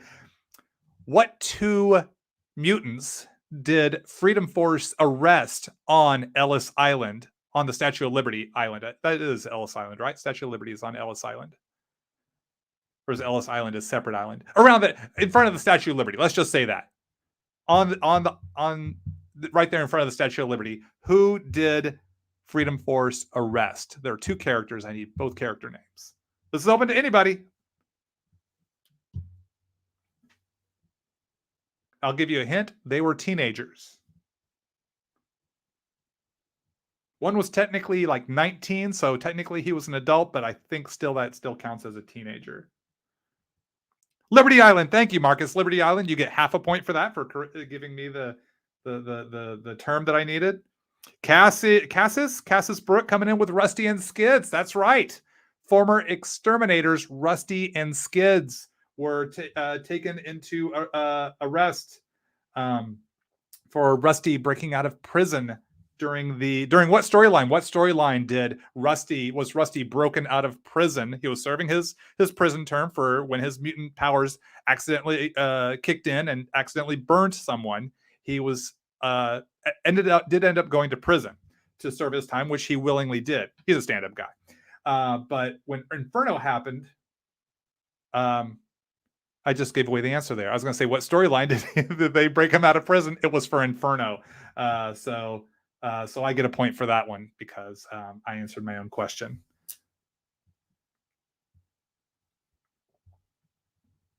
All right. Here, along the lines of exterminators, name the other. I'm going to make it hard. Name the other 3 exterminators. This would be during Inferno in 1989, 88, late 88 through early 89. Who are the other 3 exterminators? Need all 3 names.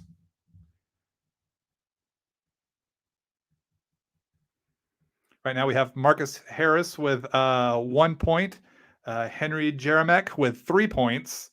Actually, Marcus has a point and a half. He gets a little bonus half point. And I get 1 point for accidentally giving away an answer to a question. So right now I'm in 3rd place. Harris is in 2nd place, and Henry Jamerick is in 3rd place. So let's see. We've almost got D&D Spidey here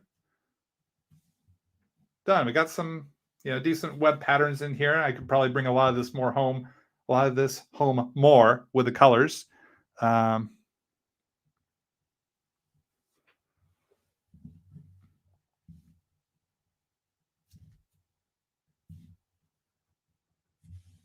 But right now this oh yes, what about Cassis? Yes, Cassis Brooke has 1 point as well. Thank you, Daw88. You're right. We need to update the scoreboard.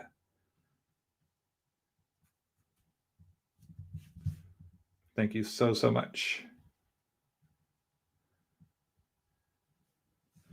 Go back further, some older questions. Well, my questions might only go back as far as 84. That's when I started, around the time I started reading comics regularly. But if I think of older questions and also newer questions, I will do my best. A lot of these are coming off the top of my head while drawing here. So yeah, I'll see what I can come up with after we get the other 3 exterminators. 2 of those exterminators are still currently active in the X-Men books. 1 for sure.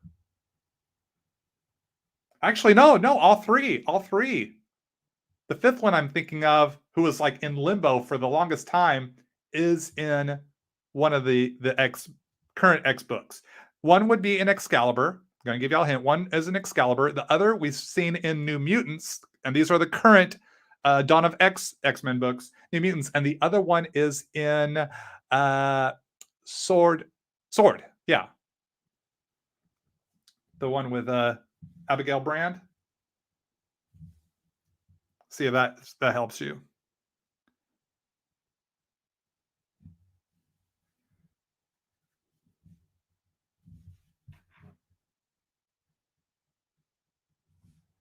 If I need to put a shot clock on, I'll do that, and then I'll get the Magic. No, Magic wasn't an exterminator. Actually, Magic had just been reverted to her true age at the end of Inferno when the exterminators showed up. The exterminators were the X Factor wards. 5 of the mutant children that are young adults that X Factor rescued.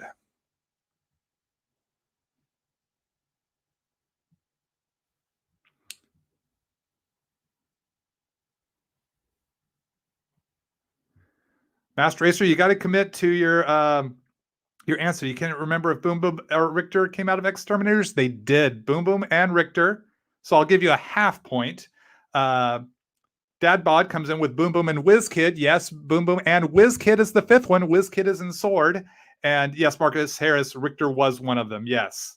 Yes. So people are hopping up here on the board, the lead on the scoreboard, but Henry Jeremick is dominating with three answers right out of the gate. And remember, the only prize is bragging rights, and all scores reset with every new live stream. Scores do not carry over, mainly because I don't think I'd remember, and I'm not taking the time to write them down because I am drawing. So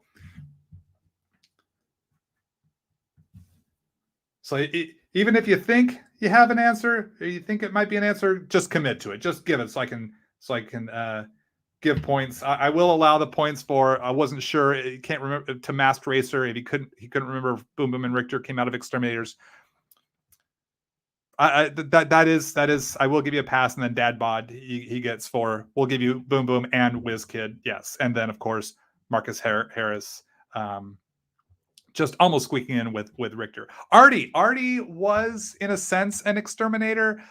He was in the series, but Artie and his best pal Leech had been taken captive by Nastir, so they weren't really on the exterminator's adventure in that sense, but they were helping out. So technically, I would say they would be considered exterminators as well. Though the other five are like the main five exterminators that were going around calling themselves exterminators. But I will accept Artie and Leech as members of Exterminators as well. I didn't include them because I thought we'll be lucky if people can remember Boom Boom Richter and especially Whiz Kid. But y'all got there. You got there. You did it. So good job. Good job, everybody.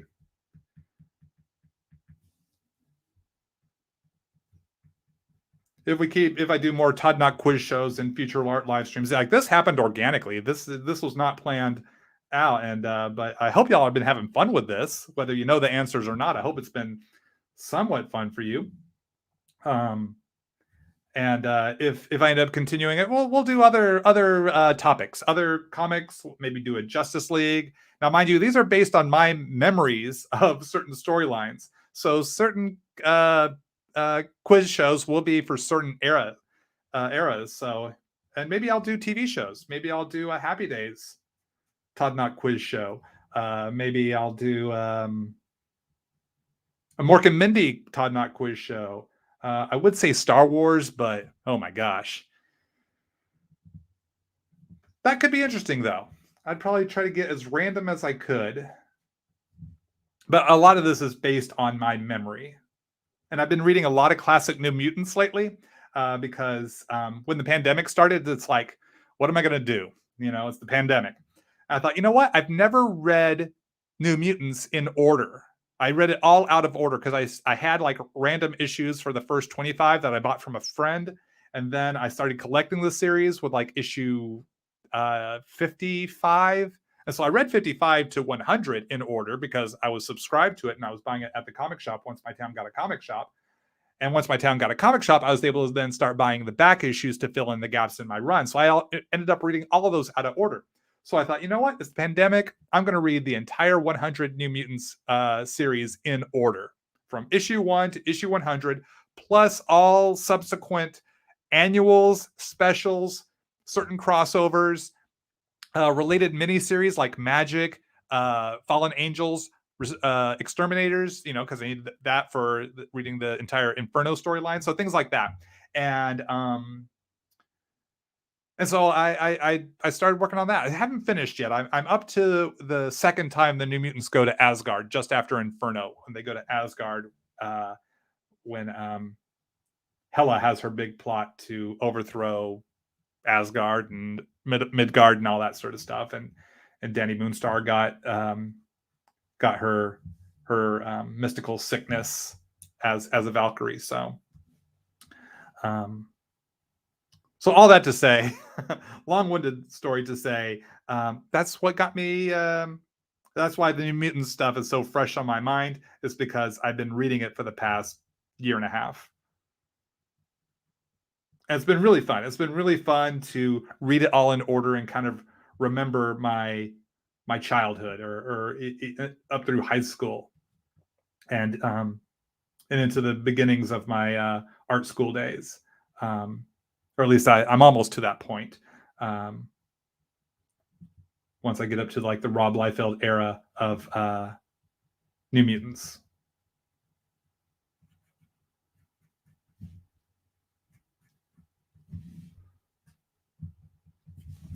So just putting a little some mud here on his boots, or some sort of dirt or whatever. Blood? No, it wouldn't be blood, would it? Maybe, no, it wouldn't. But could it? It could, but it's not. But maybe. But I doubt it.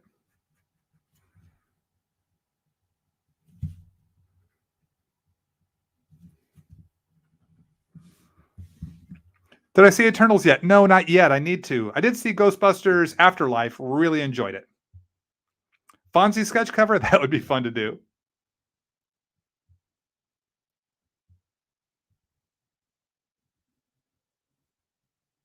Is this like Whose Line, where the points don't matter? Yes, with the Todd Nauck quiz show, well, the points do matter, because then you can say, at least Henry can say at the end of this, right now, until more questions come out and he loses his lead, he can say he won the Todd Nauck quiz show for episode 109 of the Todd Nauck Art live streams.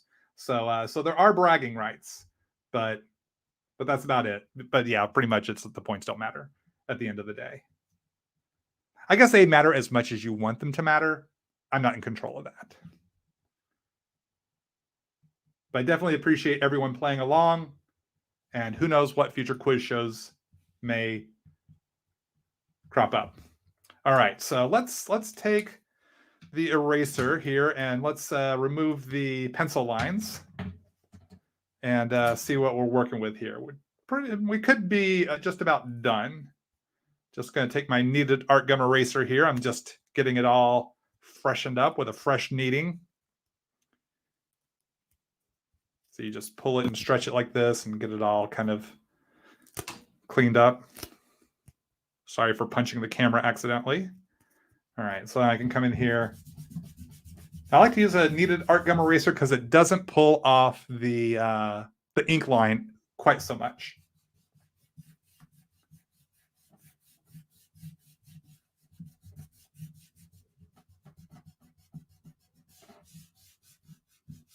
This will just be a first pass with the erasing, just enough for the video. I might go in and erase more. I apologize if it's shaking the...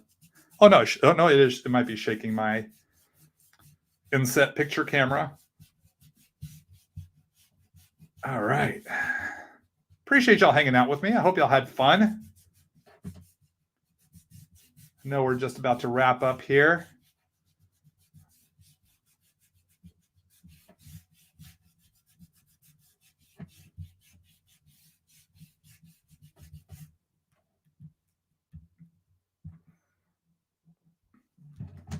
Just do a few little...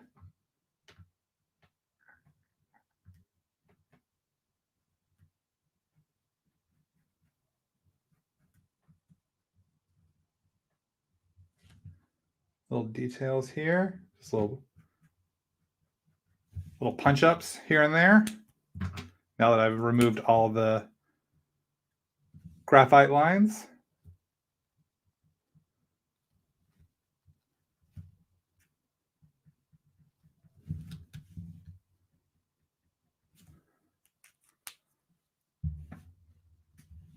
Yeah, there we go. So let me let's go ahead and put my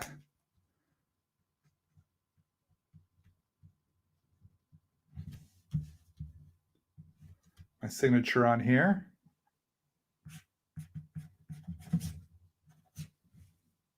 And today's date. What is today's date? I always forget the date.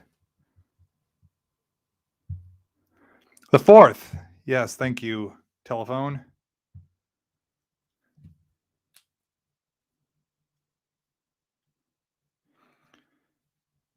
Who drew New Mutants #1? I want to say that was Bob McLeod. Bob McLeod did like the first almost year of New Mutants, I think.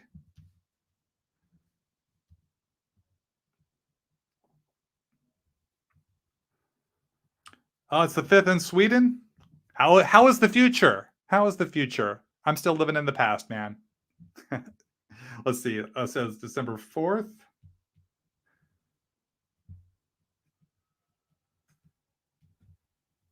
(2021).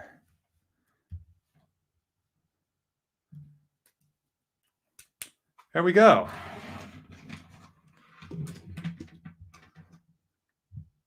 That was a lot of fun. I'll be posting a shot of this on my social media.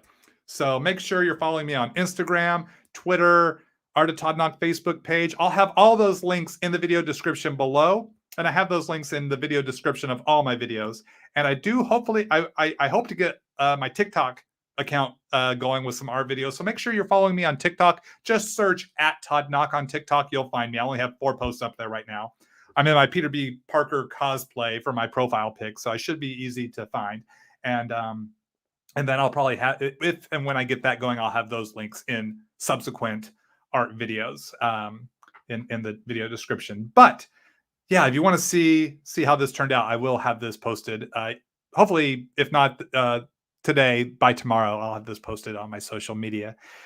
Oh, gang, thanks so much for hanging out with me. I don't know how long this live stream's been going, but oh my gosh, has it been 3 hours? Holy moly, I'm seeing the live for 3 hours.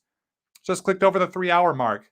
Oh man, this is a long video. Thanks for hanging out with me for any portion of it. If you've been watching the future people who are watching on the replay, thanks for watching. Please feel free to subscribe. Please feel free to like. Please feel free to leave a comment. All these things are great ways to support your favorite artists here on social media. So really means a lot. Gang, I need to sign off. I need to get a drink of water. And it's so good to get to hang out with you. I've missed being able to do this. And yeah, I look forward to seeing y'all again soon. Hopefully soon. I know it's been a while, but we'll see what the future holds and when I can do another art live stream, post an art video, or yeah, whatever is to come next. Like I said, follow me on my social media for all my comic book announcements, my project announcements, which comic books I'm working on, which covers are coming out. I'll be posting on all my social media, like I said, linked in the video description below. I appreciate all y'all's support. You are all awesome, and thanks for hanging out. Thanks for all the comments and questions. Sorry I couldn't respond to everybody, but I do appreciate you participating with me. So till then, I'm Todd Nauck. Keep on drawing. Keep having fun. Take care, everybody. Bye-bye.